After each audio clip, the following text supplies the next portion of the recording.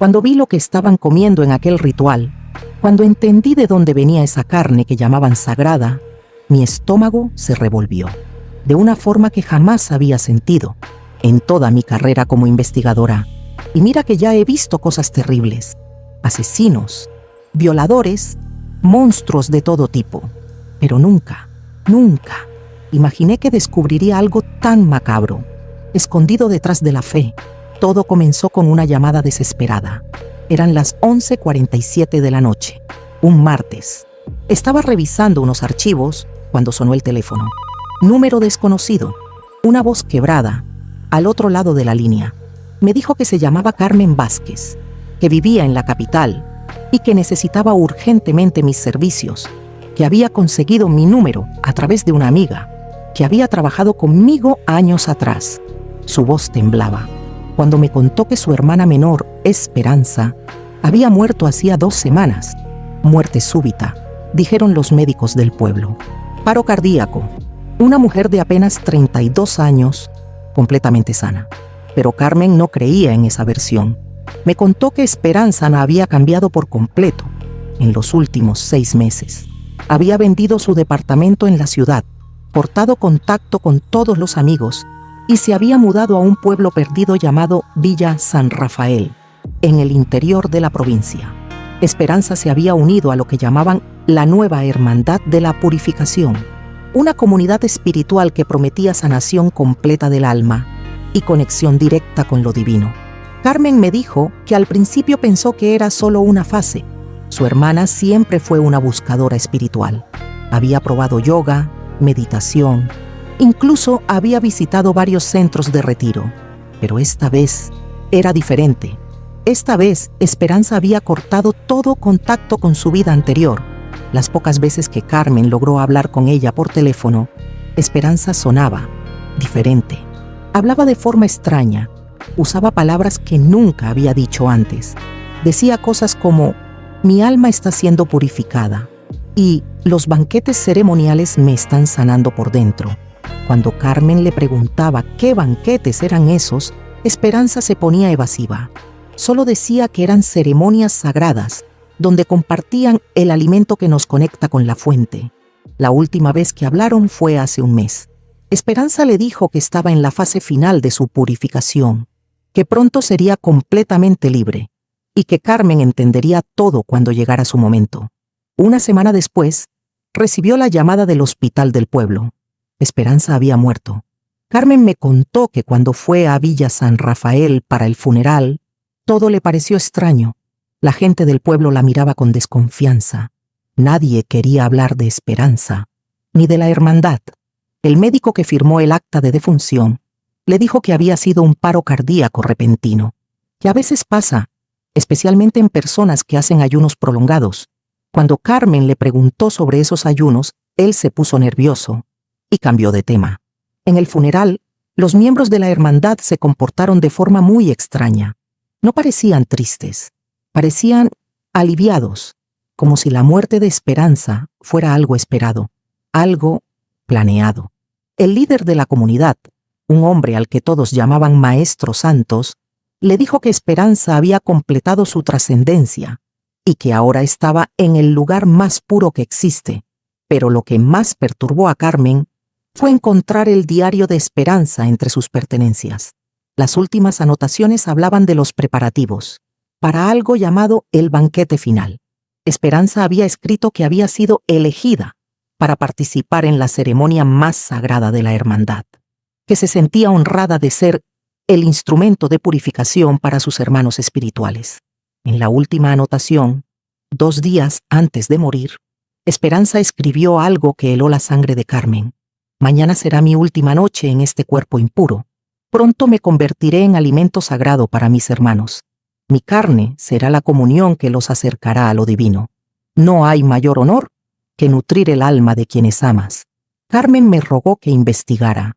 Me dijo que había intentado hablar con la policía local, pero que el comisario le había dicho que no había nada que investigar, que Esperanza había muerto por causas naturales y que el caso estaba cerrado. Cuando insistió, el comisario se puso agresivo. Le dijo que era mejor volver a la capital y dejar en paz a la gente del pueblo. que las mentiras de forasteros no eran bienvenidas en Villa San Rafael. Fue entonces cuando Carmen entendió algo terrible. Nadie en ese pueblo iba a ayudarla a descubrir la verdad sobre su hermana. Me preguntó si yo podría ir, investigar lo que realmente había pasado, descubrir qué era esa hermandad y qué hacían en esos banquetes ceremoniales. Cuando Carmen terminó de contarme la historia, me quedé en silencio durante varios minutos. Había algo en ese relato que me recordaba otros casos que había investigado. Sectas que usaban la fe para manipular a personas vulnerables. Líderes espirituales que se aprovechaban de la búsqueda sincera de sus seguidores. Pero había algo más. Algo en esas palabras del diario de Esperanza que me dio escalofríos. Mi carne será la comunión que los acercará a lo divino. ¿Qué tipo de comunidad espiritual habla de carne como comunión? ¿Qué tipo de banquete ceremonial requiere que alguien se convierta en alimento sagrado? Acepté el caso de inmediato. Le dije a Carmen que viajaría a Villa San Rafael al día siguiente, que investigaría todo, la hermandad, la muerte de Esperanza, los rituales, los banquetes, todo, pero también le advertí que si mis sospechas eran correctas, lo que descubriríamos podía ser mucho peor de lo que ella imaginaba. Esa noche, después de colgar el teléfono, no pude dormir. Algo en la historia de Carmen me había tocado por dentro. No era solo el misterio, era la sensación de que estaba a punto de descubrir algo que cambiaría para siempre mi perspectiva sobre hasta dónde puede llegar la maldad humana cuando se disfraza de espiritualidad. Me quedé despierta hasta el amanecer, preparando mi viaje a Villa San Rafael, investigando todo lo que podía encontrar sobre la hermandad, preparando las preguntas correctas, los documentos necesarios, las mentiras convincentes que necesitaría para infiltrarme, porque ya sabía que no sería suficiente llegar como investigadora. En un pueblo donde el propio comisario protegía a la secta, tendría que ser más inteligente, más sutil, más peligrosa. Tendría que convertirme en una de ellas, para descubrir lo que realmente hacían en esos rituales nocturnos. Y cuando finalmente entendiera lo que comían en esos banquetes ceremoniales, cuando descubriera de dónde venía aquella carne sagrada, me daría cuenta de que había entrado en el caso más macabro de toda mi carrera. Me llamo Isabela Duarte, tengo 45 años y me convertí en investigadora después de que mi mundo se derrumbó cuando descubrí la traición de mi exmarido. Desde entonces, dedico mi vida a desenmascarar mentiras y a hacer justicia por quienes no pueden hacerlo por sí mismos. Si esta historia te está impactando, si sientes que mereces conocer la verdad, no importa cuán perturbadora sea, deja tu like y suscríbete al canal. Activa la campanita, porque lo que descubrí en Villa San Rafael, lo que vi en esos rituales nocturnos, va a hacerte cuestionar todo lo que creías saber sobre la fe, la manipulación y hasta dónde puede llegar el horror humano, porque en menos de 24 horas estaría conduciendo rumbo a un pueblo donde las personas desaparecen, donde las denuncias se archivan y donde descubriría que algunos banquetes ceremoniales sirven un tipo de carne que ningún ser humano debería consumir jamás. El viaje a Villa San Rafael duró casi 6 horas. 6 horas manejando por caminos cada vez más vacíos, cada vez más aislados.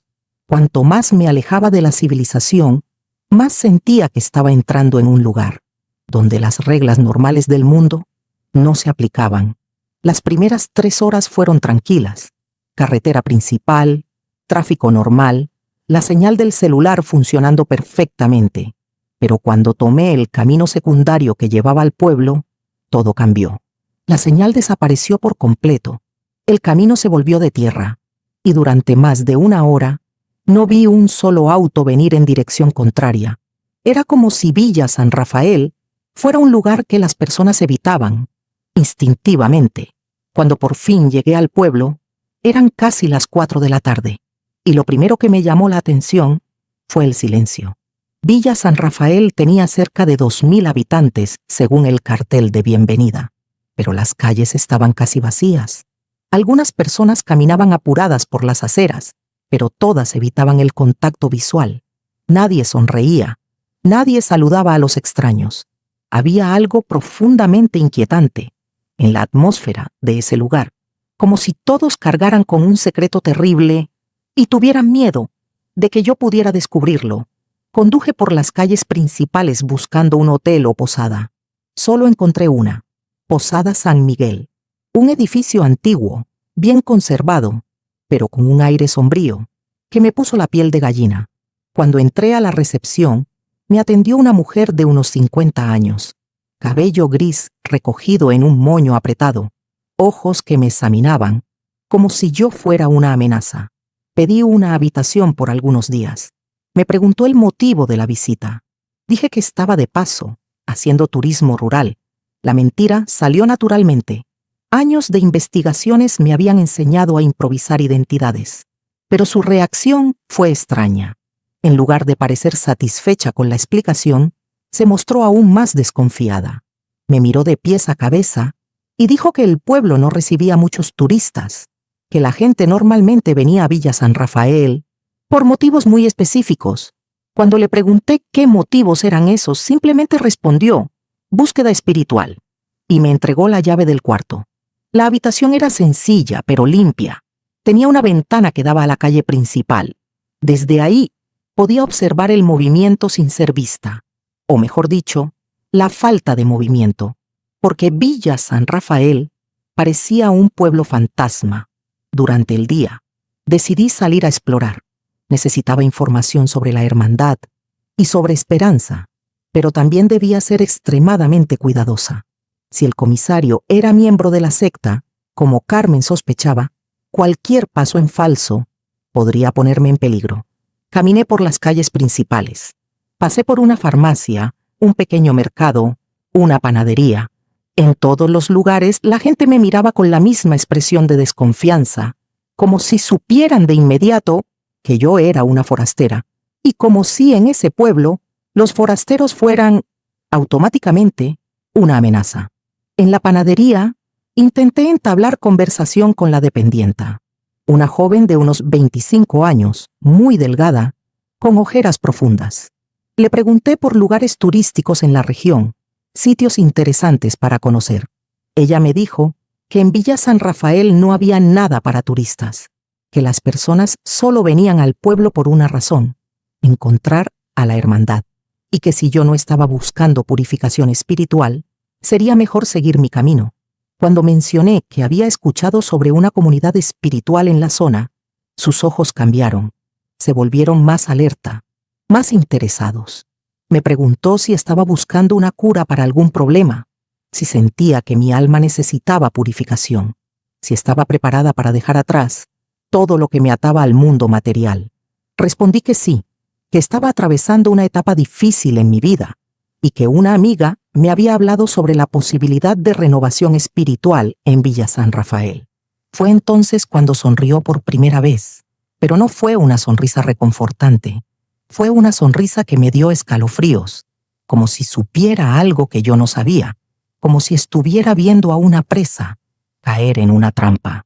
Me dijo que había llegado en el momento justo, que la hermandad siempre estaba abierta para recibir almas necesitadas, pero que antes tenía que pasar por una evaluación para asegurarse de que realmente estaba preparada para la jornada espiritual. Le pregunté dónde podía encontrar esa comunidad. Me dio indicaciones para un lugar llamado El Refugio, ubicado a unos 5 kilómetros fuera del pueblo. Me dijo que fuera al día siguiente por la mañana y que preguntara por el Maestro Santos. Cuando mencionó ese nombre sentí un escalofrío. Era el mismo que Carmen había mencionado, el líder que había hablado de la trascendencia de esperanza en el funeral. Le agradecí la información y volví a la posada. Pero durante todo el camino de regreso sentí que alguien me observaba. Me giré varias veces, pero no vi a nadie siguiéndome. Aún así, la sensación persistía. En la posada, la recepcionista me detuvo cuando subí al cuarto. Me preguntó si había encontrado lo que buscaba en el pueblo. Cuando respondí que solo estaba conociendo el lugar, ella dijo algo que me heló la sangre. Las personas que vienen a Villa San Rafael nunca están solo conociendo el lugar, señora. Están buscando algo que perdieron o huyendo de algo que las atormenta. Espero que encuentre lo que busca. Pero recuerde, no todo el que busca purificación está preparado para el precio que exige. Subí al cuarto con esas palabras, retumbando en mi cabeza. ¿Qué precio? ¿Qué tipo de purificación requería pago? Esa noche, cené en el pequeño restaurante de la posada. Era el único establecimiento de ese tipo en todo el pueblo.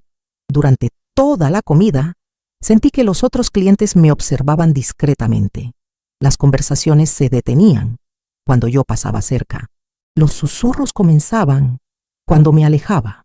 Era como si mi presencia hubiera alterado algo, como si yo fuera una pieza fuera de lugar, en un rompecabezas cuidadosamente armado. Volví temprano al cuarto. Necesitaba descansar para el encuentro del día siguiente, pero también necesitaba planear mi estrategia. Cómo acercarme a la hermandad sin levantar sospechas. Cómo obtener información sobre Esperanza, sin revelar quién era realmente. Acostada en la cama, mirando al techo, no podía dejar de pensar en las palabras del diario de Esperanza. Mi carne será la comunión que los acercará a lo divino. ¿Qué tipo de ritual religioso involucra carne humana? ¿Qué tipo de banquete ceremonial usa personas como ingrediente? Y lo más aterrador, si Esperanza había muerto para convertirse en alimento sagrado, ¿cuántas otras personas habían pasado por el mismo destino? Casi era medianoche, cuando escuché los primeros cánticos. Venían de lejos, muy lejos, pero el sonido flotaba sobre el aire silencioso del pueblo. Eran voces humanas cantando, en un idioma que no reconocía. El tono era hipnótico, casi fantasmal. Me levanté y fui hasta la ventana.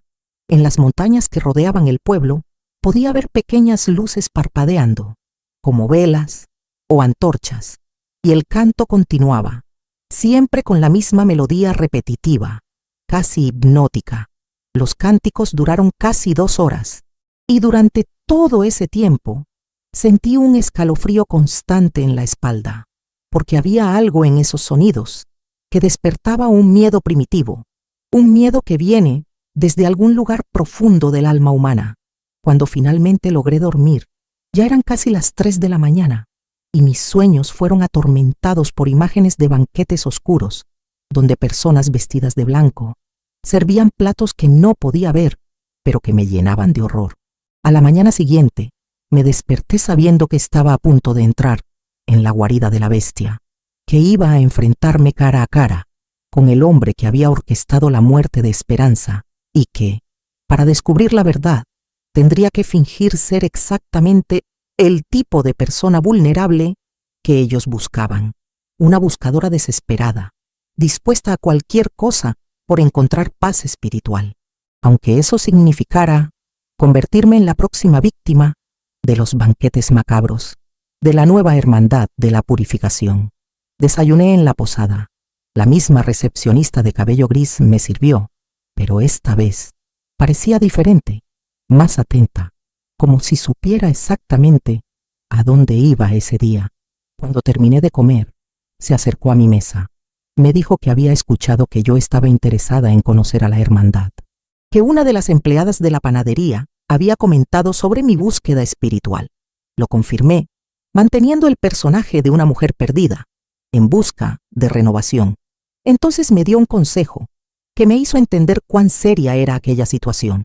Me dijo que el maestro Santos era un hombre muy sabio, pero también muy estricto, que no aceptaba personas que no estuvieran realmente dispuestas a renunciar a todo por su evolución espiritual, y que muchas personas que buscaban a la hermandad sin estar preparadas simplemente desaparecían. Cuando le pregunté qué quería decir con desaparecían, ella simplemente sonrió y dijo que lo entendería cuando llegara mi momento. Salí de la posada a las 9 de la mañana. El camino hacia el refugio estaba claramente marcado, una carretera de tierra que subía por las montañas que rodeaban el pueblo. Con cada kilómetro recorrido, la sensación de aislamiento aumentaba. Si algo me pasaba allá arriba, nadie sabría dónde encontrarme. El refugio era un conjunto de construcciones sencillas, hechas de madera y piedra, dispersas en una zona extensa en la cima de una colina. Había un jardín bien cuidado, algunas huertas, y varias personas vestidas con túnicas blancas simples trabajando en silencio. en los campos. Cuando llegué a la construcción principal, me recibió una mujer de unos 40 años, cabello largo y liso, rostro sereno, pero ojos que parecían ver a través de mí. Me dijo que se llamaba Hermana Luz y que estaba esperando mi visita. Eso me sorprendió. ¿Cómo sabía que yo vendría? Hermana Luz explicó que en Villa San Rafael las noticias viajaban rápido, que ya sabían sobre la forastera, que estaba buscando orientación espiritual y que el maestro Santos había pedido que me llevaran ante él en cuanto llegara. Me condujo por un pasillo largo, decorado con imágenes que no logré identificar. No eran cristianas tradicionales. Parecían una mezcla de símbolos religiosos, pero todos tenían algo en común. Representaban sacrificio, purificación a través del dolor, trascendencia por medio de la entrega total. Llegamos a una sala circular, bien iluminada por ventanas grandes que daban vista a las montañas. En el centro de la sala había un hombre sentado en una silla de madera sencilla, el maestro Santos. Era distinto de lo que yo esperaba. No era un charlatán obvio, ni un manipulador de apariencia sospechosa. Era un hombre de unos 55 años, cabello gris bien cuidado, barba delgada, ojos muy claros y penetrantes. Vestía ropa blanca simple, pero emanaba una autoridad natural, que se sentía al instante. Cuando me vio, sonrió, pero fue una sonrisa que me dio escalofríos. No era maliciosa, era conocedora, como si supiera exactamente quién era yo y por qué estaba allí. Me saludó por mi nombre. Dijo que me había estado esperando desde hacía algunos días, que había soñado con mi llegada y que sabía que yo traía un dolor muy profundo que necesitaba ser curado. Me senté en la silla que me indicó, manteniendo mi personaje de mujer perdida. Conté una historia inventada sobre problemas familiares, pérdidas recientes, búsqueda de sentido, cosas lo suficientemente vagas para sonar creíbles, pero lo bastante específicas para sonar auténticas. El maestro Santos me escuchó en silencio. No hizo preguntas, no comentó. Solo me observaba con esos ojos penetrantes, como si estuviera leyendo mi alma. Cuando terminé de hablar, guardó silencio por varios minutos. El silencio fue tan largo que comencé a sentirme incómoda, como si estuviera tomando una decisión importante sobre mí. Finalmente habló. Me dijo que podía sentir el dolor que yo cargaba, pero que también podía sentir resistencia, miedo, como si una parte de mí no estuviera realmente preparada para la transformación que decía buscar.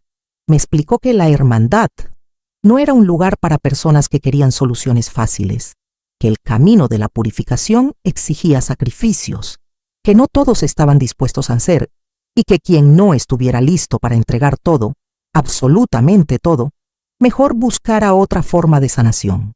Le pregunté qué quería decir con entregar todo. El maestro Santos sonrió de nuevo, esa misma sonrisa que me erizaba la piel. Me explicó que el alma humana está prisionera en el cuerpo físico, que todos nuestros dolores, miedos, ansiedades, provienen del apego a la existencia material, y que la única forma de alcanzar la paz verdadera es trascender completamente esa prisión.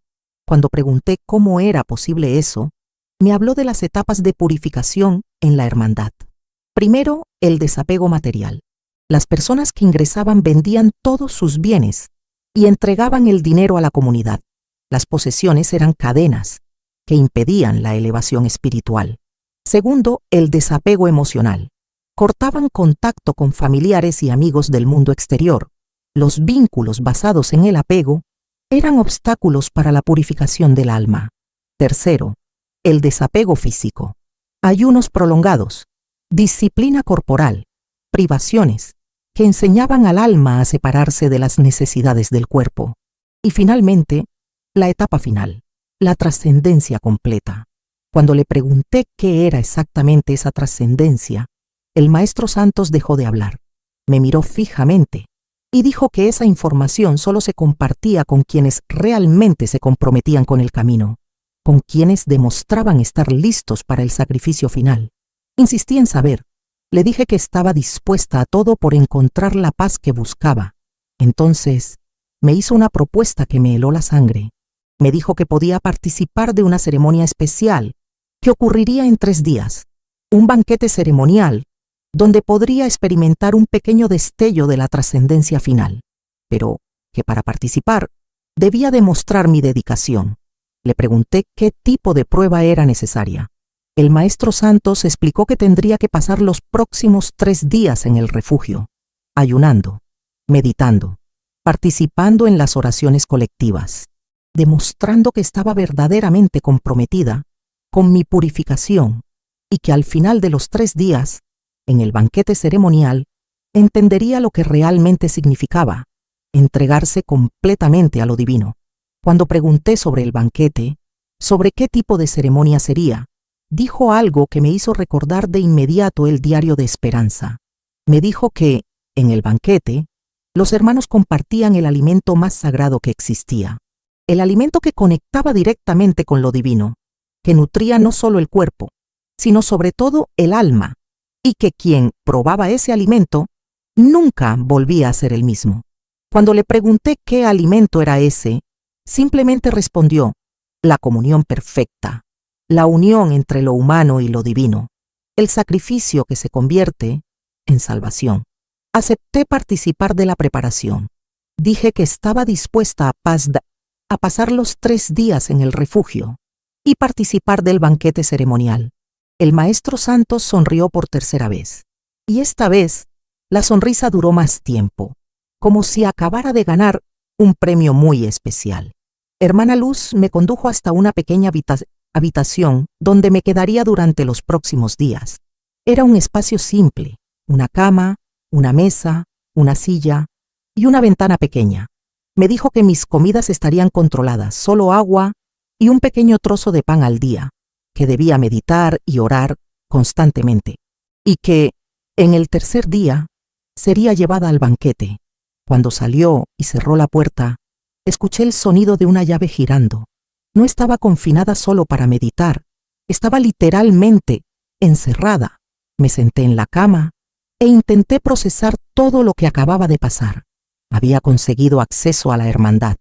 Estaba a punto de descubrir lo que sucedía en los banquetes ceremoniales, pero también estaba completamente aislada, sin comunicación con el mundo exterior y en manos de personas que claramente tenían planes específicos para mí. Recordé las palabras de Esperanza en su diario: mi carne será la comunión que los acercará a lo divino. Y por primera vez desde que llegué a Villa San Rafael, empecé a preguntarme si no había cometido un error terrible, si no me había colocado exactamente en la misma situación que llevó a Esperanza a la muerte, porque ahora era evidente que el banquete ceremonial de la nueva Hermandad de la Purificación no era solo un ritual extraño, era algo mucho más siniestro, algo que involucraba sacrificio humano, disfrazado de trascendencia espiritual. Y en 3 días yo sería la invitada de honor.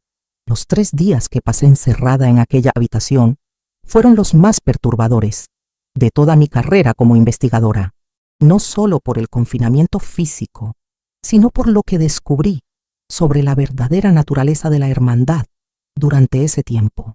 El primer día intenté mantener la calma y observar todo a mi alrededor. La habitación era simple, pero había detalles que me llamaron la atención. Las paredes tenían manchas extrañas, como si hubieran sido lavadas muchas veces, pero aún dejaban rastros oscuros. El piso de madera tenía arañazos profundos, como si alguien hubiera intentado rascar o cavar con las uñas. Pero lo más perturbador era el olor, un aroma dulce y empalagoso que parecía salir de las propias paredes. Al principio, pensé que era incienso o algún perfume ritual, pero con el paso de las horas, empecé a sospechar que era otra cosa, algo orgánico, algo que me recordaba a descomposición. La comida llegaba 2 veces al día. La hermana Luz traía una bandeja con un pequeño trozo de pan y un vaso de agua, pero el pan tenía un sabor extraño, amargo, y siempre me dejaba somnolienta después de comerlo. El segundo día me di cuenta de que no solo me estaban preparando espiritualmente, me estaban drogando. El pan contenía algún tipo de sedante, algo que nublaba mi mente, volvía lentos mis reflejos, Era parte del proceso de preparación para el banquete. Querían que los invitados estuvieran en un estado alterado de conciencia. Comencé a fingir que comía el pan, pero en realidad escondía pedazos debajo del colchón. Necesitaba mantener la mente clara para entender qué estaba pasando a mi alrededor. Fue bien entonces cuando empecé a escuchar las conversaciones. Las paredes del refugio eran delgadas, y durante las noches, cuando creían que yo dormía sedada, las personas hablaban libremente en los pasillos. Y lo que escuché me hizo entender que estaba en una situación mucho más peligrosa de lo que imaginaba. La segunda noche, escuché al maestro Santos hablando con otros miembros sobre los preparativos para el banquete. Mencionaron que era necesario preparar la ofrenda y que el alma nueva estaba respondiendo bien al proceso de purificación. El alma nueva era yo. Un hombre preguntó si yo sería adecuada para el sacrificio. El maestro Santos respondió que aún estaba evaluando, pero que yo tenía la energía necesaria y que mi carne sería de buena calidad. Mi carne sería de buena calidad. Sentí mi sangre congelarse. No era paranoia, no era un malentendido. Estaban literalmente hablando de usar mi cuerpo como alimento. Seguí fingiendo que dormía, pero ahora escuchaba cada palabra con atención absoluta. Y lo que descubrí en las conversaciones de las siguientes horas me reveló que Esperanza no había sido la primera, ni sería la última. Mencionaron otros nombres, otras personas que habían pasado por el mismo proceso de preparación, otras ofrendas que habían participado en banquetes anteriores. Un hombre dijo que la última ceremonia había sido especialmente nutritiva y que la hermana se había entregado con mucha pureza. Una mujer comentó que el sabor había sido excepcionalmente dulce y que la conexión espiritual fue intensa. No estaban hablando en metáforas, estaban hablando literalmente de comer carne humana. La nueva hermandad de la purificación era una secta de caníbales que usaba discursos religiosos para atraer a sus víctimas. Personas vulnerables en busca de renovación espiritual eran seducidas, preparadas y sacrificadas en rituales macabros, donde su carne era consumida por los miembros de la comunidad. Y yo era la siguiente en la lista. El tercer día, todo cambió. La hermana Luz vino a buscarme por la mañana con una expresión diferente, más solemne, más ceremonial. Me dijo que era el día de mi trascendencia final, que yo había sido juzgada digna del sacrificio supremo. Me dio ropa nueva para vestir, un vestido blanco largo, simple, sin mangas. Me dijo que era la vestimenta ceremonial para el banquete. Cuando pregunté por mi ropa anterior, respondió que ya no la necesitaría, que después del banquete no necesitaría más posesiones materiales.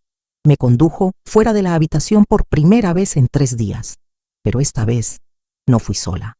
2 hombres me acompañaban, no como guardias evidentes, sino como escoltas, para asegurarse de que no intentara escapar.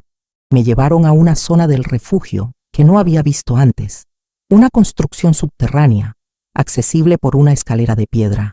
Cuanto más descendíamos, más frío se volvía el ambiente, y el olor dulce y nauseabundo que había sentido en la habitación se volvía más intenso. Llegamos a una sala amplia, iluminada por decenas de velas. Las paredes eran de piedra cruda y había símbolos grabados que no conseguí identificar. En el centro de la sala, una mesa grande de madera oscura. Alrededor de ella, sillas suficientes para unas 20 personas. Pero lo que más me impactó fueron las otras salas que vi a través de aberturas en las paredes. Una parecía una cocina, otra un matadero. Y en una tercera vi algo que casi me hizo vomitar. Ganchos colgando del techo, del tipo que se usa para colgar carne, y manchas en el suelo, que indiscutiblemente eran de sangre. El maestro Santos estaba allí, junto con otros 15 miembros de la hermandad, todos vestidos de blanco, todos con expresiones serenas, como si fueran a participar en una ceremonia sagrada común. Me saludó con una sonrisa cálida. Me dijo que yo había pasado la preparación con éxito, que mi alma estaba purificada y lista para la trascendencia final, que sería bendecida al convertirme en alimento sagrado para mis hermanos espirituales. Cuando le pregunté qué quería decir con eso, lo explicó con una calma absolutamente aterradora. Me dijo que la verdadera purificación solo ocurre cuando renunciamos por completo a nuestra existencia material, y que la forma más pura de hacerlo es ofrecer nuestro cuerpo físico para alimentar las almas de otros buscadores, que al ser consumida por los miembros de la hermandad, me convertiría en parte de ellos, que mi esencia sería preservada eternamente, que esa era la forma más alta de comunión espiritual posible, y que debía sentirme honrada por haber sido elegida para ese privilegio sagrado. Fue entonces cuando comprendí por completo el horror de la situación. No era solo canibalismo, era canibalismo ritualístico, justificado por una teología distorsionada que transformaba el asesinato en salvación. El maestro Santos me condujo hasta la mesa. Me dijo que el banquete comenzaría en unas pocas horas, después del atardecer, y que antes de eso pasaría por una última preparación, una limpieza final del cuerpo y del alma. Me llevaron a otra sala, donde había una bañera grande de piedra, llena de agua tibia. La hermana Luz y otras 2 mujeres me dijeron que debía bañarme con hierbas especiales, que era para purificar mi cuerpo, antes del sacrificio. Fue entonces cuando me di cuenta de que pensaban drogarme otra vez. El agua tenía el mismo olor dulce que el pan de los días anteriores. Si entraba en esa bañera, perdería la conciencia. Y cuando despertara, ya sería demasiado tarde. Fingí que estaba dispuesta a cooperar. Dije que me sentía honrada por la elección, que estaba ansiosa por trascender y convertirme en alimento sagrado. Pero mientras hablaba, mi mente trabajaba frenéticamente buscando una forma de escapar, porque ahora sabía, con absoluta certeza, que si no lograba salir de allí esa misma noche, me convertiría en la próxima víctima de los banquetes macabros de la nueva Hermandad de la Purificación. Y a diferencia de Esperanza, que había sido manipulada psicológicamente hasta creer que su muerte era trascendencia, yo sabía exactamente lo que estaba ocurriendo, lo que me daba una ventaja, pero también me colocaba en un peligro aún mayor, porque si descubrían que yo no era la buscadora espiritual vulnerable que fingía ser, no esperarían al banquete ceremonial para matarme. El momento más aterrador de toda mi carrera estaba a punto de ocurrir. Tenía que meterme en esa bañera con agua drogada, fingir que estaba siendo purificada y encontrar una forma de escapar antes de perder la conciencia por completo. La hermana Luz y otra mujer me observaban con atención.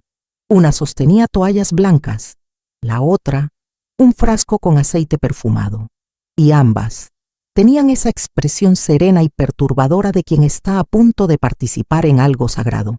Comencé a quitarme el vestido blanco lentamente, ganando tiempo para pensar.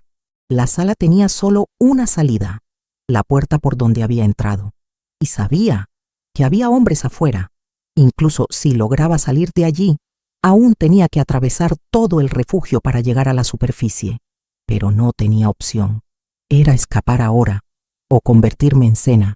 Entré en la bañera despacio. El agua estaba tibia, pero el olor dulce era aún más intenso al contacto directo con la piel. Pude sentir una somnolencia inmediata invadiendo mis sentidos.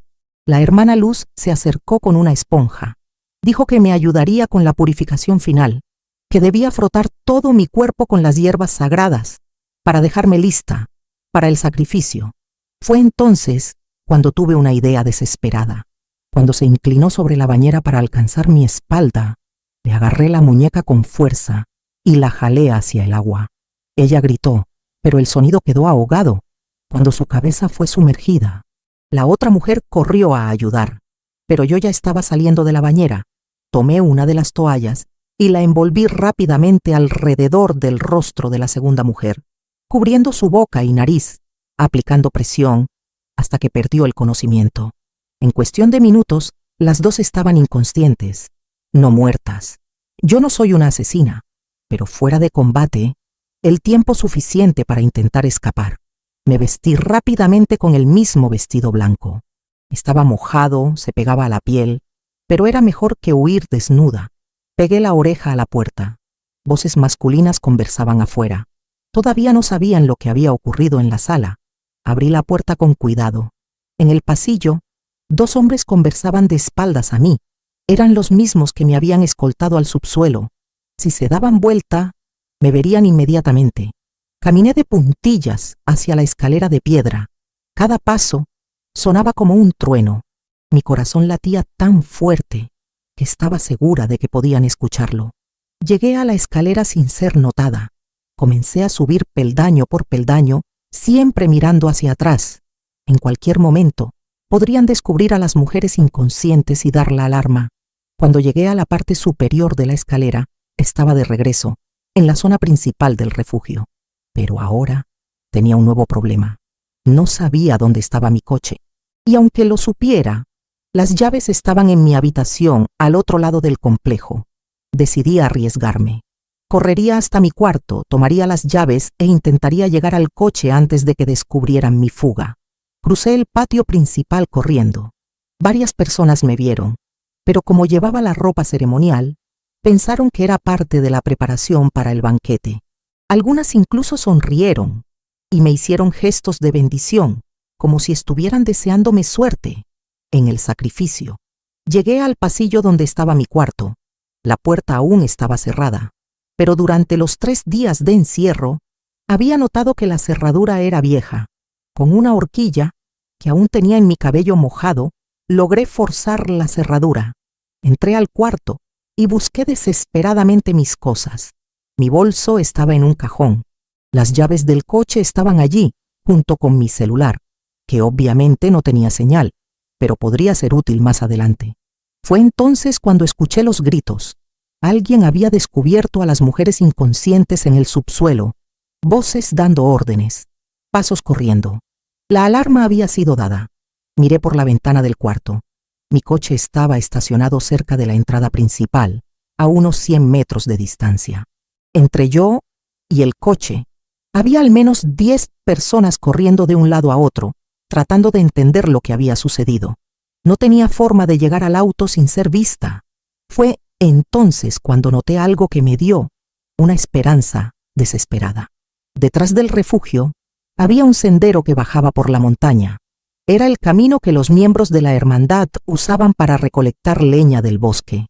Si lograba llegar hasta allí, podría bajar a pie e intentar alcanzar la carretera principal.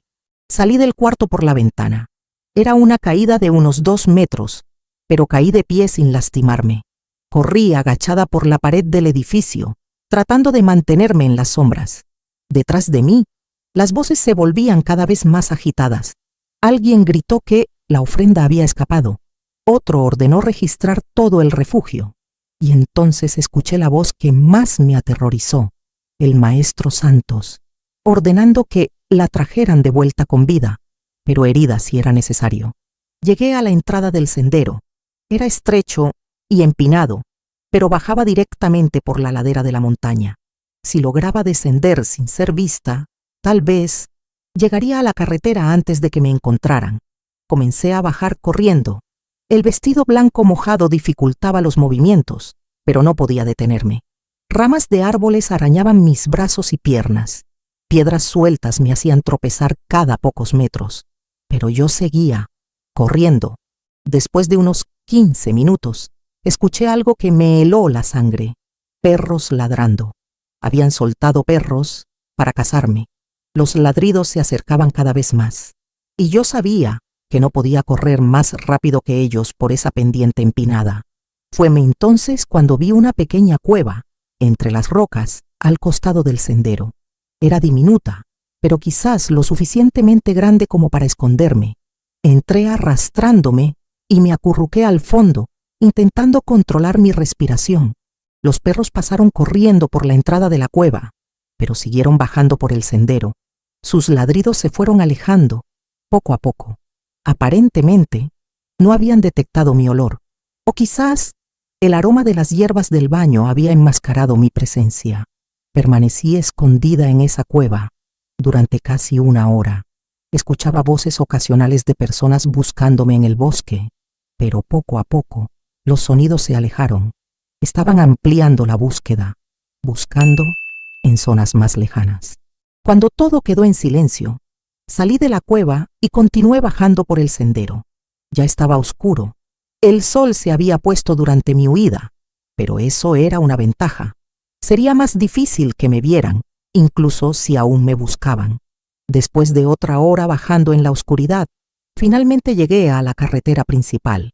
Era la misma carretera que había usado para llegar al refugio, pero ahora iba a pie, vestida solo con un vestido blanco, mojado y rasgado.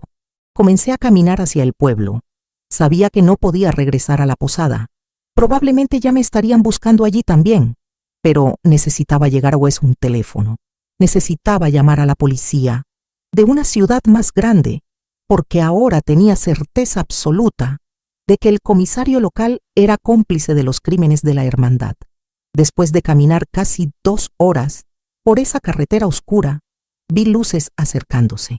Un camión viejo, conducido por un hombre de mediana edad, que parecía un campesino local. Me detuve en medio de la carretera y le hice señas desesperadamente. El camión frenó. El conductor bajó y me preguntó si estaba bien. Debía verme terrible, ensangrentada, mojada, con ropa ceremonial en medio de la noche.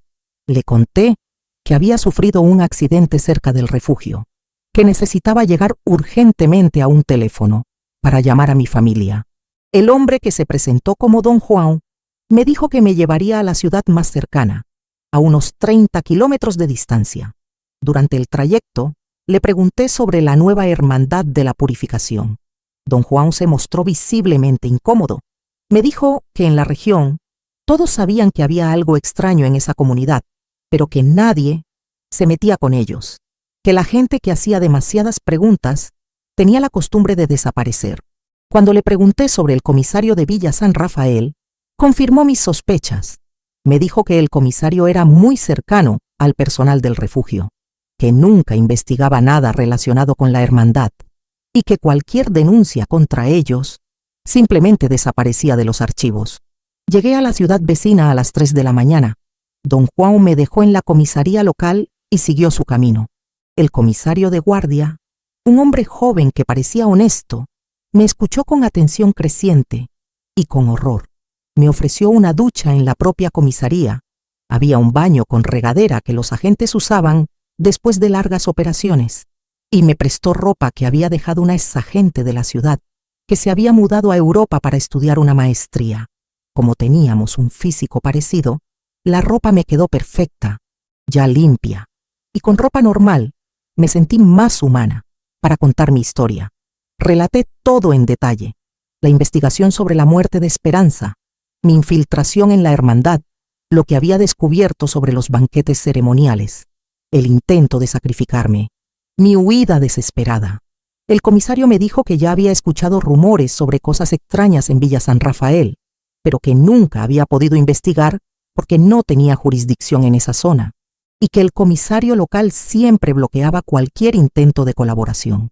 Pero ahora, con mi testimonio detallado y las pruebas de lo que había presenciado, podía contactar a la Policía Federal, porque el canibalismo ritual y el asesinato eran crímenes federales que superaban la jurisdicción local. Me aseguró que la Policía Federal sería alertada de inmediato para iniciar una investigación profunda, y que después de una evaluación inicial, se organizaría una operación conjunta con la policía local y con mi orientación sobre la estructura del refugio. Pero también me advirtió que estaba en peligro, que si la hermandad descubría mi paradero, intentarían silenciarme permanentemente, que debía permanecer oculta hasta que la operación se llevara a cabo. Pasé el resto de la noche en la comisaría, dando mi declaración completa y ayudando a planificar la intervención, pero también pensando en todas las personas que no tuvieron la suerte que yo tuve, todas las esperanzas que confiaron en una promesa de purificación espiritual y terminaron convertidas en cena para caníbales, porque yo había escapado por poco de convertirme en la próxima víctima de los banquetes macabros de la nueva hermandad de la purificación. Pero la lucha aún no había terminado. Todavía era necesario asegurar que el maestro Santos y todos sus seguidores pagaran por los crímenes cometidos, y que ninguna otra alma vulnerable cayera en la trampa de su teología asesina. Pasé el resto de la madrugada en la comisaría, ya limpia y vestida con ropa normal, ayudando a redactar el informe que sería enviado a la Policía Federal. Cada detalle importaba. Cada dato podía ser crucial para asegurar que la hermandad no destruyera pruebas, ni lograra escapar. A las 6 de la mañana, el comisario hizo la primera llamada a Brasilia. 2 horas después, un equipo especializado de la Policía Federal ya venía en camino. Comprendieron de inmediato la gravedad de la situación. El canibalismo ritual no era algo que aparecía todos los días en los informes oficiales. El agente especial que llegó primero se llamaba Dr. Enrique Moura, un hombre de unos 45 años, experto en crímenes organizados y sectas.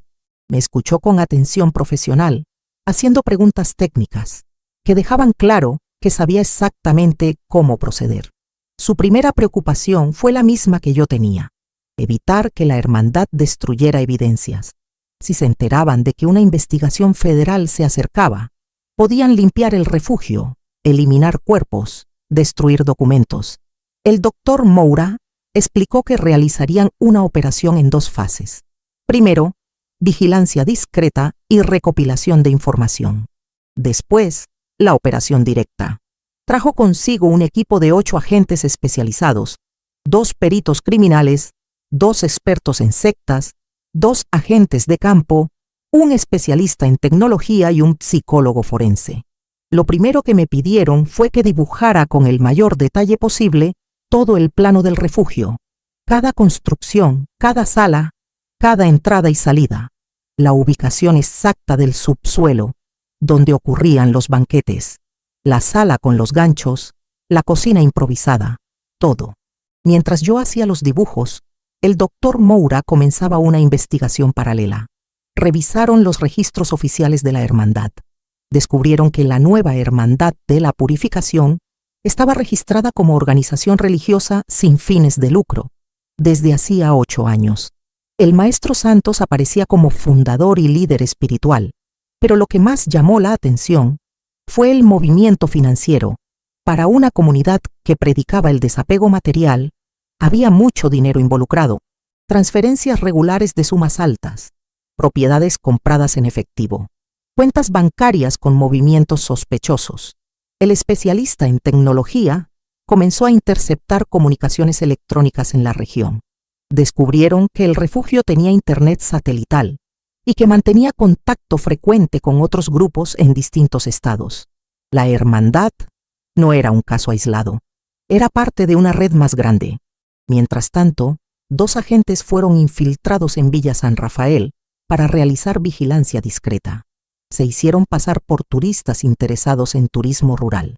El objetivo: mapear el movimiento en el pueblo e identificar quién más podía estar implicado, además del comisario local. Lo que descubrieron fue perturbador.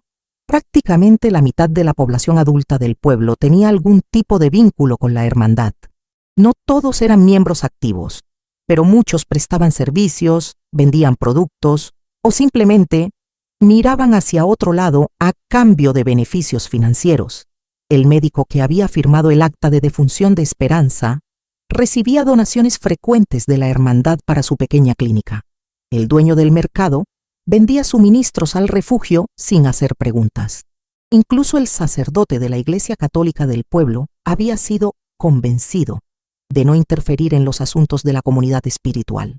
Era un sistema de corrupción y silencio que funcionaba desde hacía años. El doctor Moura me explicó que casos así eran más comunes de lo que la gente imaginaba. Sectas que se instalaban en comunidades pequeñas, aisladas, donde era más fácil controlar la información y comprar voluntades. Y que normalmente, cuando lograban abrir una investigación, descubrían que los crímenes llevaban ocurriendo mucho más tiempo del que se sospechaba inicialmente. En el segundo día de la investigación, llegaron los primeros resultados forenses. El doctor Moura había conseguido una orden judicial para examinar los registros médicos de la región de los últimos 5 años, y lo que encontraron fue una evidencia estadística escalofriante. En los 5 años anteriores a la llegada de la hermandad, el promedio de muertes de adultos jóvenes y saludables era de 2 por año. Después de la instalación de la hermandad, ese promedio saltó a 15 por año, siempre.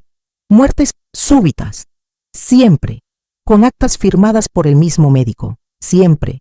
Personas que habían tenido contacto con la comunidad espiritual. 15 muertes por año. 75 personas en 5 años. Si todas hubieran sido víctimas de los banquetes ceremoniales, estaríamos hablando de uno de los mayores casos de asesinato en serie de la historia del país. Pero el doctor Moura me advirtió que necesitábamos más que estadísticas. Necesitábamos pruebas físicas, cuerpos, ADN, evidencias materiales que vincularan directamente a la hermandad con los crímenes. Fue entonces cuando llegó la información que cambiaría toda la investigación. El especialista en tecnología había logrado interceptar una comunicación entre el maestro Santos y alguien de fuera de la región. Una llamada por satélite donde discutían el problema de la ofrenda que escapó y la necesidad de acelerar el cronograma de la purificación final. Estaban planeando algo grande, algo que ocurriría en pocos días, y por la conversación parecía implicar múltiples víctimas al mismo tiempo. El doctor Moura me dijo que ya no podíamos esperar, que había que actuar de inmediato, antes de que la hermandad ejecutara su plan. Pero también me advirtió que la operación sería extremadamente peligrosa. Si la hermandad percibía la invasión, podían intentar eliminar evidencias rápidamente, incluyendo a testigos vivos. Y había otro problema: el comisario corrupto. No podían contar con ningún apoyo de la policía local. De hecho, debían asumir que cualquier movimiento sería comunicado a la hermandad. El doctor Moura decidió entonces que realizarían una operación nocturna de sorpresa total. Rodearían el refugio sin avisar a las autoridades locales, cortarían todas las comunicaciones de la región y arrestarían a todos los miembros de la hermandad antes de que pudieran reaccionar. Me preguntó si tenía el coraje de participar en la operación. No como agente, no tenía entrenamiento para eso, pero sí como guía, para mostrar dónde estaba cada cosa en el refugio, para ayudar a localizar posibles pruebas o víctimas. Era peligroso. Si algo salía mal, yo podría terminar nuevamente en manos de las mismas personas que habían intentado matarme días atrás. Pero cuando pensé en Esperanza, en todas las otras víctimas, en cuántas personas más podrían morir si no actuábamos, supe que no tenía elección. Acepté participar en la operación.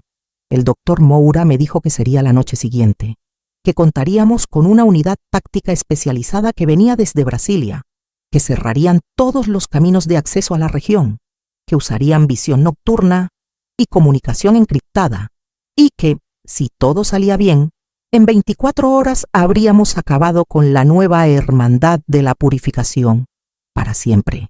Pero también me advirtió que debía prepararme para lo que encontraríamos allí, que sectas como esta normalmente guardaban evidencias de sus crímenes como trofeos, y que lo que veríamos en el refugio podría ser mucho peor de lo que yo había presenciado durante mi infiltración. Pasé esa noche intentando prepararme psicológicamente para volver al lugar donde casi muero, para enfrentar de nuevo al maestro Santos y a sus seguidores, para descubrir cuántas esperanzas habían sido sacrificadas en los altares macabros de esa hermandad asesina. Porque al día siguiente, por fin sabríamos toda la verdad sobre los banquetes ceremoniales de la nueva hermandad de la purificación. Y yo sospechaba que la verdad sería mucho más horrible de lo que cualquiera de nosotros estaba preparado para enfrentar. La operación comenzó a las 11:30 de la noche siguiente. 12 agentes federales, una unidad táctica de élite, 2 peritos forenses y yo, todos equipados con chalecos antibalas, gafas de visión nocturna y comunicadores encriptados. El doctor Moura había planeado todo al mínimo detalle. 3 equipos atacarían de forma simultánea, uno por la entrada principal, otro por la parte trasera del refugio, y el tercero bajaría directamente al subsuelo, por la entrada externa, que yo había localizado durante mi fuga. Mi papel era orientar a los equipos sobre la ubicación exacta de cada área clave: la sala de los banquetes, la cocina improvisada el lugar donde podrían estar guardando evidencias y principalmente donde podrían estar reteniendo a otras víctimas con vida, porque la comunicación interceptada sugería que había personas siendo preparadas para la llamada purificación final. Llegamos a la región del refugio a las 10 de la noche. Estacionamos los vehículos a 2 kilómetros de distancia y seguimos a pie a través del bosque. El silencio era absoluto. Habían cortado todas las comunicaciones horas antes, incluyendo internet y señal telefónica. Cuando nos acercamos al refugio, lo primero que noté fue que había mucho más movimiento de lo habitual. Luces encendidas en varias construcciones, personas caminando de un lado a otro y sonidos que me helaron la sangre, cánticos, los mismos cánticos macabros que había escuchado aquella primera noche en la posada. El doctor Moura susurró por el comunicador que aparentemente habíamos llegado justo a tiempo. Estaban llevando a cabo algún tipo de ceremonia, la de la purificación final, que se había mencionado en la comunicación interceptada. A través de las gafas de visión nocturna, podíamos ver claramente lo que ocurría en el patio principal del refugio. Alrededor de 30 personas, vestidas completamente de blanco, formaban un círculo. En el centro, el maestro Santos conducía los cánticos con los brazos en alto, pero lo que más me aterrorizó fue ver a su lado a 5 personas arrodilladas, también vestidas de blanco, pero con las manos atadas a la espalda. Eran jóvenes, hombres y mujeres, y parecían estar en un estado de semi-inconsciencia. 5 víctimas, preparadas para ser sacrificadas, en una sola noche. El doctor Moura tomó la decisión inmediata de acelerar la operación. No podíamos esperar más. Si esas personas estaban a punto de ser asesinadas, teníamos que actuar de inmediato. Él dio la señal. Los 3 equipos avanzaron al mismo tiempo. El primer equipo irrumpió en el patio principal, gritando órdenes para que todos se tiraran al suelo. El caos fue inmediato. Miembros de la hermandad corrieron en todas direcciones. Algunos intentaron escapar al bosque, otros se escondieron dentro de las construcciones. El maestro Santos intentó correr hacia el subsuelo, pero fue interceptado por el segundo equipo, que ya había rodeado la parte trasera del refugio. Yo fui con el tercer equipo, que bajó directamente al subsuelo. Era exactamente como lo recordaba. Pero ahora había más cosas, muchas más. La sala de los banquetes estaba lista para la ceremonia. Una mesa larga, puesta para 30 personas. Platos, cubiertos, copas, y en el centro de la mesa, bandejas vacías, esperando ser llenadas. Pero fue en la sala que yo había identificado como el matadero, donde encontramos el horror absoluto. Decenas de contenedores refrigerados, congeladores industriales, y dentro de ellos, partes de cuerpos humanos, cuidadosamente separadas, empaquetadas, etiquetadas, como si fueran ingredientes de un restaurante macabro. Los peritos comenzaron de inmediato a catalogarlo todo, cada trozo de evidencia, cada recipiente, cada etiqueta. Las etiquetas tenían nombres, fechas y observaciones sobre la calidad de la purificación. Una etiqueta me hizo vomitar. Esperanza Gúmeto, 2303, purificación completa, sabor excepcional. Habían catalogado a su hermana como si fuera un corte de carne premium, pero el descubrimiento más impactante estaba en la sala siguiente, una especie de archivo donde guardaban documentos, fotos y videos de todas las ceremonias que habían realizado. Había registros de 83 purificaciones en los últimos 5 años. 83 personas que fueron asesinadas y consumidas en los banquetes ceremoniales de la hermandad. Cada carpeta tenía fotos del antes y después, la persona viva participando en las actividades de la comunidad, y después, fotos del cuerpo siendo preparado para el consumo. Lo documentaban todo como si fuera un hobby macabro. El doctor Moura, que ya había bajado para acompañar la búsqueda, quedó visiblemente afectado. Me dijo que en 20 años de carrera, investigando crímenes atroces, nunca había visto algo tan sistemático y frío, pero aún quedaba un último hallazgo. el más perturbador de todos.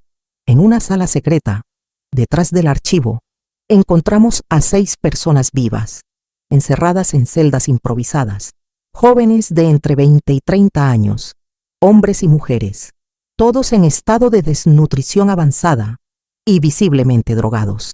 Cuando los paramédicos comenzaron a atenderlos, descubrimos que habían sido mantenidos con vida por meses, alimentados apenas lo necesario, drogados constantemente, preparados para ser las próximas víctimas. Uno de los sobrevivientes, un joven de unos 25 años, logró hablar con dificultad. Nos contó que había llegado al refugio 6 meses antes, que vendió todo lo que tenía y entregó el dinero a la hermandad, que pasó por las mismas etapas de purificación que yo había experimentado, pero que al llegar el momento del banquete final, en vez de ser asesinado de inmediato, fue mantenido con vida. Dijo que el maestro Santos le explicó que algunas personas especiales requerían una preparación más prolongada, que eran mantenidas en purificación continua hasta alcanzar el estado ideal para el sacrificio. Era un sistema de cría humana para consumo. Mantenían a las personas vivas controladas por drogas y aislamiento hasta que decidían matarlas. Mientras tanto, en el patio principal, la operación de arresto estaba finalizando. Todos los miembros de la hermandad habían sido detenidos. Las 5 personas que estaban a punto de ser sacrificadas fueron llevadas de inmediato al hospital. El maestro Santos, al ser interrogado en el lugar, no mostró ni una pizca de remordimiento. Al contrario, parecía orgulloso de lo que había creado. Dijo que estaba cumpliendo la obra de Dios, que estaba purificando almas a través del sacrificio supremo. Cuando el doctor Moura le preguntó sobre las 83 víctimas, el maestro Santos sonrió. Dijo que cada una de ellas había alcanzado la verdadera trascendencia, que se había vuelto parte de algo mayor, que había contribuido a la evolución espiritual de sus hermanos. Estaba completamente desconectado de la realidad. Para él, no era asesinato, era salvación. El doctor Moura me dijo que casos así eran los más difíciles de procesar legalmente, porque los culpables realmente creían que estaban haciendo algo bueno. No había maldad consciente, sino una locura colectiva que convertía el horror en virtud. La operación duró toda la madrugada. Cuando salió el sol, el refugio entero había sido aislado como escena del crimen. Decenas de bolsas con evidencias estaban siendo transportadas. Los sobrevivientes trasladados a hospitales especializados. Y yo estaba allí, presenciando el fin de la nueva hermandad de la purificación. Pero también sabía que el trauma de aquellas personas duraría para siempre. Los 6 sobrevivientes tendrían que convivir el resto de sus vidas con lo que vivieron. Las familias de las 83 víctimas finalmente sabrían la verdad sobre lo que les ocurrió a sus seres queridos. Y yo tendría que convivir con el hecho de que, si hubiera llegado solo unas horas más tarde, 5 personas más habrían sido asesinadas y devoradas en los banquetes macabros de aquella hermandad asesina.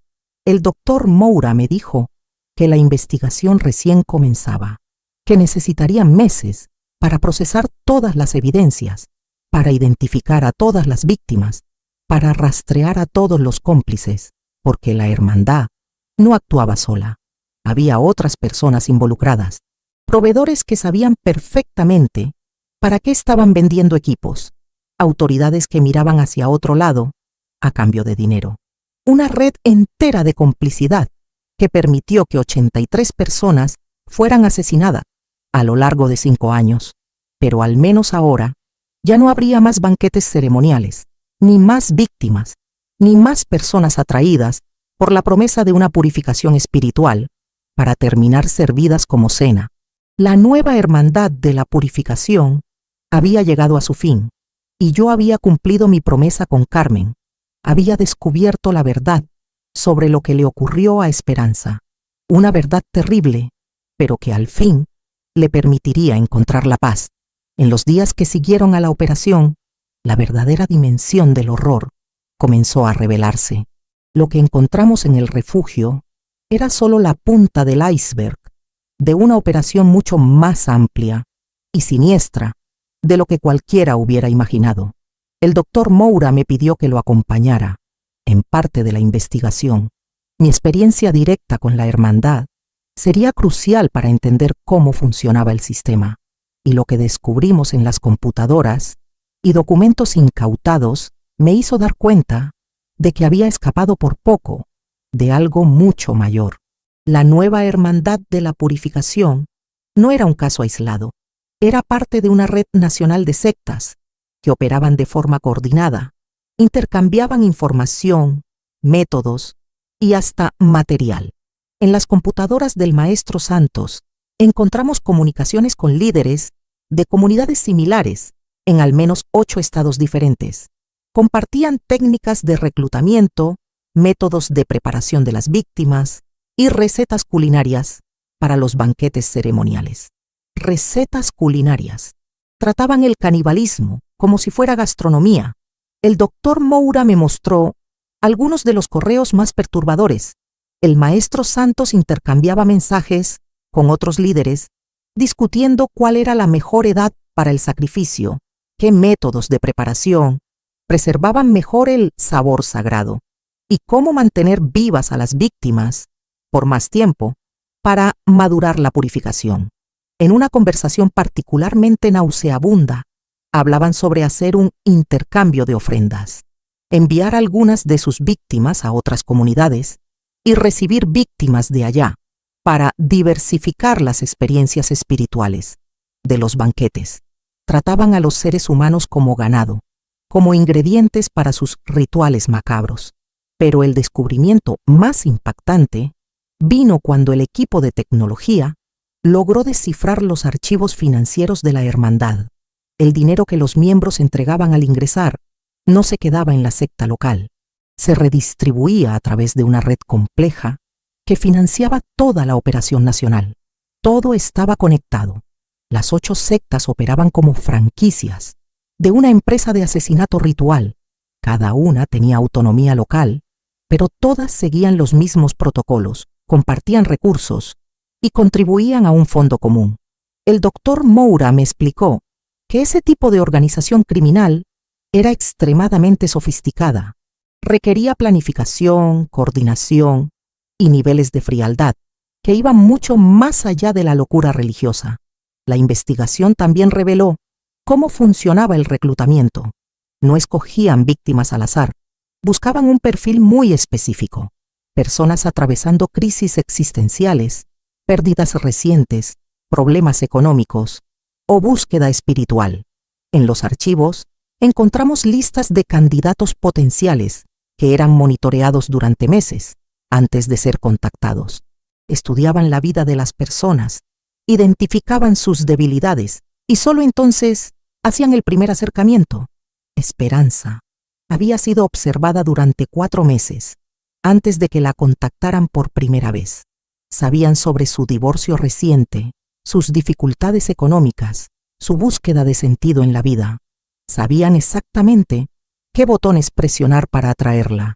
La manipulación era científica, calculada, cruel, pero fue al comenzar a identificar a las víctimas que la realidad se volvió aún más devastadora. Las 83 personas asesinadas en el refugio del Maestro Santos no eran solo números, eran hijos, padres, hermanos, esposas, personas desaparecidas cuyas familias nunca supieron qué había sido de ellas. El doctor Moura montó una fuerza especial para notificar a las familias. Era el trabajo más doloroso de toda la investigación. ¿Cómo le cuentas a una madre que su hijo fue asesinado y devorado en un ritual caníbal? ¿Cómo le explicas a un esposo que su mujer fue mantenida en cautiverio durante meses antes de ser sacrificada? Acompañé algunas de esas notificaciones. Vi familias derrumbarse al descubrir la verdad. Padres que habían guardado la esperanza por años. Hermanos que se culpaban por no haber buscado con más fuerza. Una de las visitas más duras fue a la familia de un joven llamado Roberto. Tenía 23 años cuando desapareció, después de perder el empleo y entrar en depresión. Su familia denunció su desaparición, contrató detectives, pegó carteles por toda la ciudad. Su madre, doña María, me dijo que nunca dejó de buscar, que estaba segura de que su hijo seguía vivo. Solo necesitaba tiempo para sanar. Cuando el doctor Moura le explicó lo que había pasado, ella no lo creyó. Luego, entró en estado de shock y finalmente se quebró en un llanto que duró horas. Repetía sin parar: yo debería haberlo notado, yo debería haberlo detenido, yo debería haber hecho algo. El doctor Moura intentó explicarle que no era culpa suya, que estas sectas eran expertas en manipulación, que incluso familias cuidadosas podían perder a sus seres queridos ante depredadores como estos. Pero yo sabía que doña María llevaría esa culpa para siempre, así como Carmen, así como todas las familias de las 83 víctimas. La investigación también reveló cómo esa red lograba operar tanto tiempo sin ser descubierta. No era solo corrupción local, había infiltración en múltiples niveles del sistema. 2 comisarios, un fiscal, 3 médicos forenses y hasta un juez estaban en la nómina de la red. Garantizaban que las denuncias fueran archivadas, que las muertes sospechosas fueran clasificadas como naturales y que las investigaciones nunca llegaran a ninguna parte. Era un sistema de protección que costaba millones por año, pero que aseguraba la total impunidad de las sectas. El doctor Moura me dijo que casos como este demostraban cómo el crimen organizado estaba evolucionando, que ya no eran solo traficantes o ladrones, ahora eran organizaciones sofisticadas que usaban tecnología, psicología y corrupción sistemática para operar crímenes inimaginables. Mientras la investigación avanzaba, yo seguía en contacto con los sobrevivientes que habíamos rescatado del refugio. De los 6 que estaban vivos, 4 se recuperaron físicamente, pero todos llevaban traumas psicológicos profundos. El joven que había hablado conmigo la noche de la operación, Lucas, me contó más detalles sobre cómo funcionaba la hermandad por dentro, cómo los preparaban poco a poco para aceptar su propia muerte, cómo los convencían de que ser sacrificados era un honor, cómo el miedo era reemplazado por una especie de éxtasis religioso falso. Lucas me dijo que en los últimos días antes de la operación, él realmente creía que morir en los banquetes sería trascender, que su mente había sido lavada por completo, hasta desear su propia muerte. Fue entonces cuando entendí la monstruosidad real del Maestro Santos y de toda su red. No eran solo asesinos, eran destructores de almas. Tomaban a personas vulnerables y las convertían en víctimas voluntarias de sus propios verdugos. La investigación duró 6 meses. Al final, la Policía Federal logró identificar y arrestar a 127 personas involucradas en la red, desde los líderes de las sectas hasta los cómplices dentro del sistema judicial, desde proveedores que sabían para qué se usaban sus productos, hasta funcionarios públicos que hacían la vista gorda. 8 refugios fueron cerrados. Más de 400 víctimas fueron identificadas. Docenas de sobrevivientes fueron rescatados de cautiverios en diferentes estados. El doctor Moura me dijo que era la mayor operación contra el canibalismo ritual en la historia del país, que tomaría años procesar todos los crímenes, que algunos de los responsables jamás volverían a pisar la calle. Pero también me advirtió que probablemente había otras redes similares en operación, que este tipo de crimen se estaba expandiendo y que otras personas como Esperanza seguirían siendo víctimas mientras no hubiera más conciencia sobre cómo funcionan estas sectas. Fue entonces cuando tomé una decisión que cambiaría el resto de mi vida.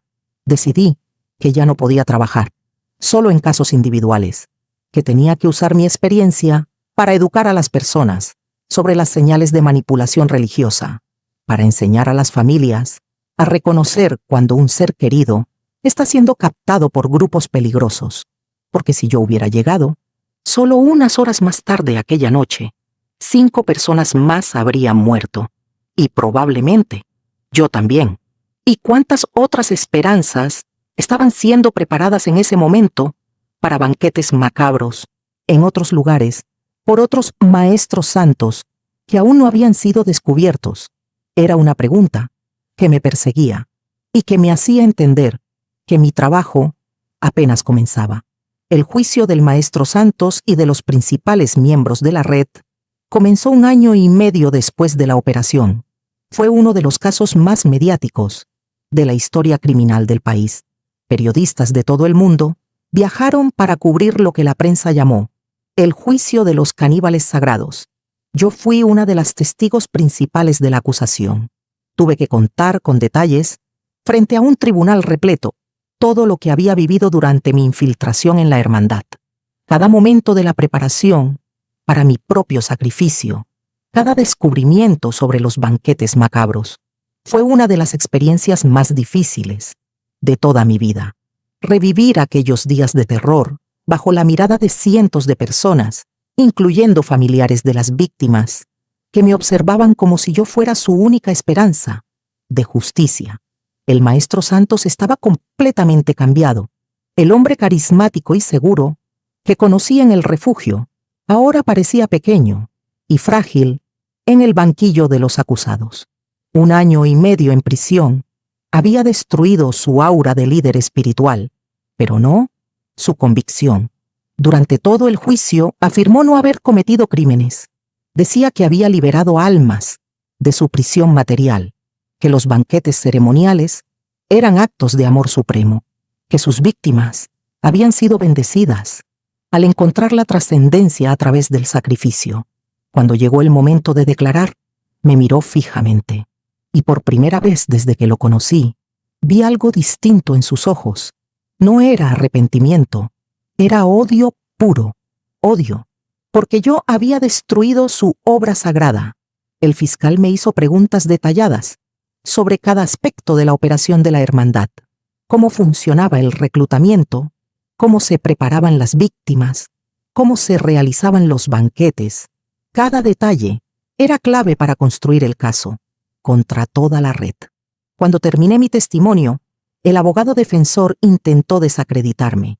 Dijo que yo era una detective privada, sin credenciales oficiales, que había invadido propiedad privada, que mi testimonio era sesgado, porque yo había sido traumatizada por la experiencia.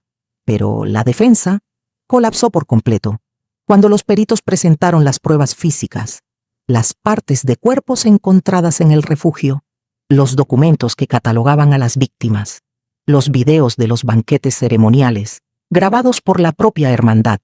El video más impactante mostraba el banquete donde Esperanza fue consumida, ver a su hermana siendo preparada como alimento, siendo servida a los miembros de la secta, siendo devorada, mientras oraban y agradecían por la purificación. Fue devastador para Carmen, que estaba presente en la sala. Ella había viajado solo para asistir al juicio. Quería ver a los asesinos de su hermana, condenados, pero también necesitaba enfrentar la verdad completa. Cuando el video terminó, Carmen lloraba, pero no era tristeza, era rabia, rabia por ver en lo que habían convertido a su hermana, rabia por haber tardado tanto en descubrir la verdad. Los sobrevivientes también testificaron. Lucas, el joven que habló conmigo la noche de la operación, describió cómo lo prepararon poco a poco para aceptar su propia muerte, cómo funcionaba el lavado de cerebro, cómo personas comunes eran convertidas en víctimas dispuestas. Su testimonio fue demoledor, porque dejó claro que las víctimas no solo eran asesinadas, eran destruidas psicológicamente antes de ser eliminadas físicamente. El juicio duró 3 meses. Declararon 89 testigos. Se presentaron más de 500 pruebas. Se analizaron miles de documentos y cientos de horas de video. Al final, el veredicto fue unánime. El maestro Santos fue condenado a 847 años de prisión, una vida por cada persona identificada como víctima de la red. Recibió una pena simbólica de 2 años por cada víctima, más cargos adicionales por tráfico de personas, asociación criminal, corrupción y una docena de crímenes más. Los demás líderes de las sectas recibieron condenas entre 200 y 600 años. Los miembros comunes entre 50 y 150. Los cómplices dentro del sistema judicial entre 20 y 80 años, dependiendo de su nivel de participación. Ninguno de ellos saldría vivo de la cárcel, pero la condena que más me impactó fue la del comisario corrupto de Vila Esperanza. Había archivado al menos 15 denuncias relacionadas con la hermandad, 15 familias que habían intentado reportar la desaparición de sus seres queridos y fueron ignoradas. Si él hubiera investigado solo una de esas denuncias como correspondía, docenas de vidas podrían haberse salvado. Cuando el juez leyó su sentencia, 180 años de prisión, él se derrumbó en llanto. Dijo que había sido corrompido poco a poco, que empezó aceptando favores pequeños y terminó completamente cooptado, que jamás imaginó que estaba protegiendo a asesinos caníbales, pero sus lágrimas no devolvieron la vida a ninguna de las víctimas. Después de las sentencias, hubo una ceremonia especial en el tribunal. El juez pidió 1 minuto de silencio en memoria de todas las víctimas identificadas.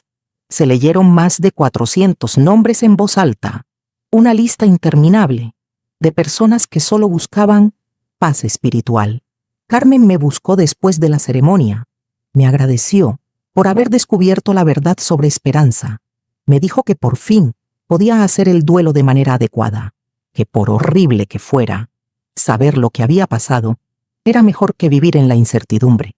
También me contó que había creado una fundación en nombre de Esperanza para educar a las personas sobre los peligros de las sectas manipuladoras, para apoyar a familias de víctimas y para capacitar a las autoridades a reconocer señales de grupos peligrosos. El doctor Moura me dijo que este caso había cambiado protocolos de investigación en todo el país, que ahora las comisarías tenían entrenamientos específicos para detectar actividades sospechosas de grupos religiosos, que había una fuerza especial nacional dedicada a monitorear comunidades espirituales extremas. Pero también me advirtió que probablemente otras redes seguían operando, que el canibalismo ritualístico se estaba expandiendo a otros países y que organizaciones criminales estaban copiando los métodos que habíamos desenmascarado. La lucha estaba lejos de terminar. En los meses posteriores al juicio recibí decenas de llamadas, personas preocupadas por familiares que habían ingresado a comunidades espirituales sospechosas. Casos similares comenzaron a surgir en otros estados. Otras sectas con prácticas extrañas, otras personas desapareciendo en nombre de la purificación espiritual. Esto fue entonces cuando entendí que mi experiencia con la nueva hermandad de la purificación no había sido solo un caso que resolví, había sido mi iniciación en una lucha mucho mayor, una lucha contra un crimen que crece en silencio en todo el país y que probablemente otros maestros santos estaban en ese momento reclutando a otras esperanzas, otras personas vulnerables, seducidas por promesas de trascendencia espiritual, sin saber que estaban siendo preparadas como ingredientes para banquetes macabros. Se había hecho justicia para las víctimas que conocíamos, pero ¿cuántas otras aún no habíamos descubierto? Era una pregunta que no me dejaba dormir y que me hizo entender que mi trabajo como detective se había transformado en algo mucho más importante, una misión para proteger personas de depredadores que usan la fe como carnada para el horror absoluto, porque cuando ves lo que yo vi en esos banquetes, cuando entiendes la frialdad con la que un ser humano puede tratar a otro, nunca más puedes fingir que ese tipo de maldad no existe y nunca más puedes vivir en paz, sabiendo que podría estar ocurriendo otra vez, en otro lugar, en este preciso instante. Hoy, 3 años después del juicio, todavía me despierto algunas noches, con pesadillas sobre aquel banquete que casi me consumió.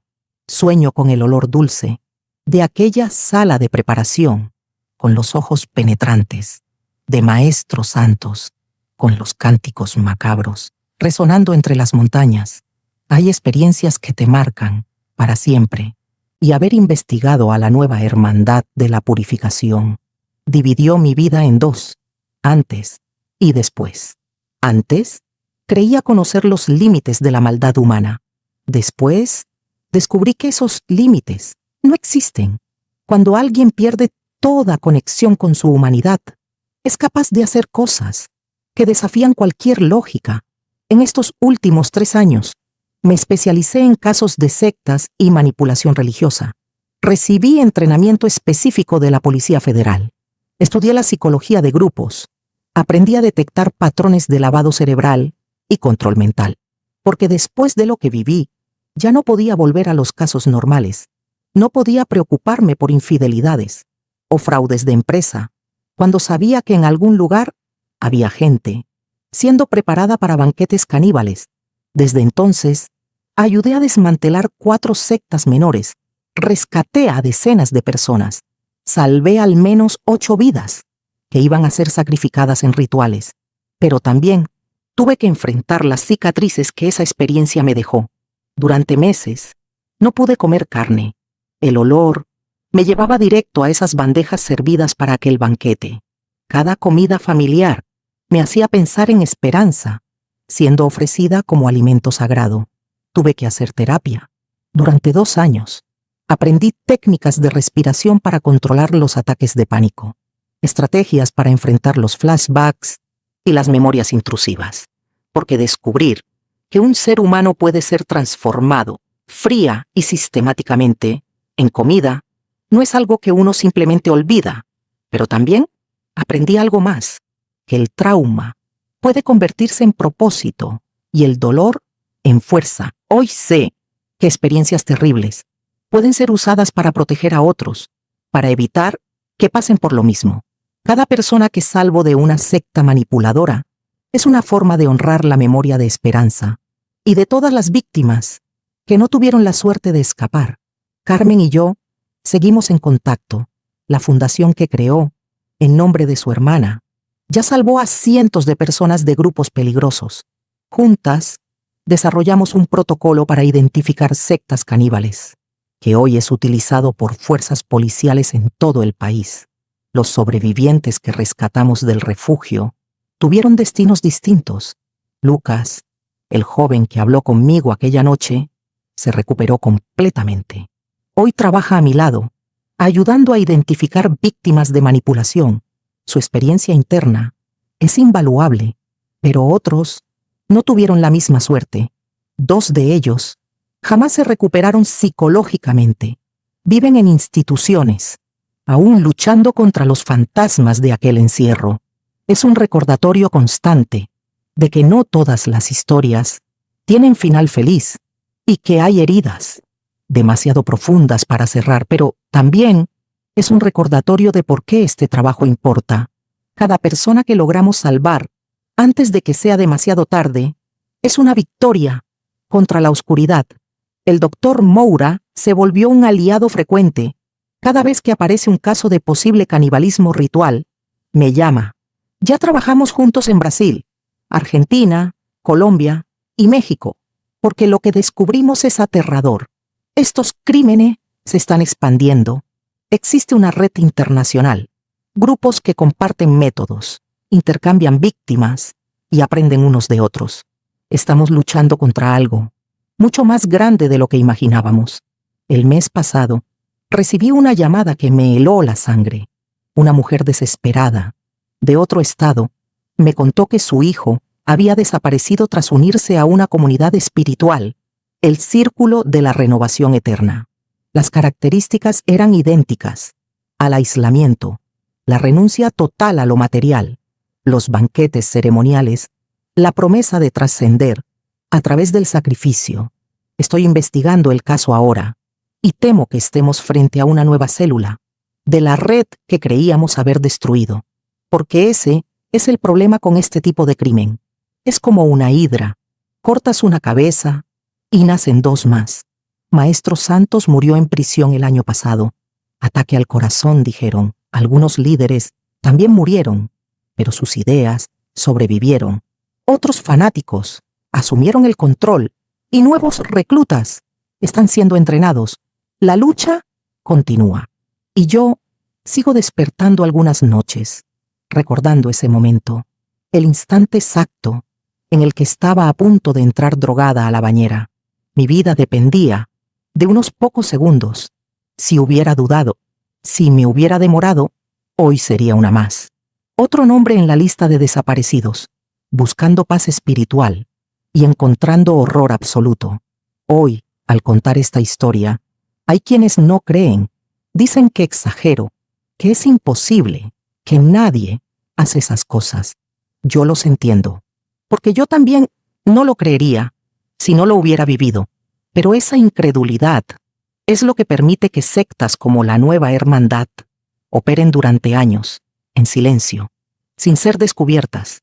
Es porque la gente no puede imaginar que alguien convierta la fe en herramienta de asesinato, que estos crímenes siguen ocurriendo. Por eso hablo, por eso revivo todo, cada vez que alguien necesita entender. Porque si mi experiencia puede salvar a una sola persona de pasar por lo que pasó Esperanza, ya valió la pena. Si puede evitar que una sola familia pierda a un ser querido, entonces todo este dolor tiene sentido. Mi nombre es Isabela Duarte. Tengo 45 años y me convertí en detective, después de descubrir que el hombre que amaba me había mentido por años. Desde entonces, dedico mi vida a descubrir verdades, incluso cuando duelen, incluso cuando revelan cosas que preferiríamos no saber, porque a veces los demonios más peligrosos son los que se presentan como salvadores, y es nuestra responsabilidad proteger a los vulnerables, de aquellos que usarían su búsqueda de Dios para arrastrarlos directo al infierno.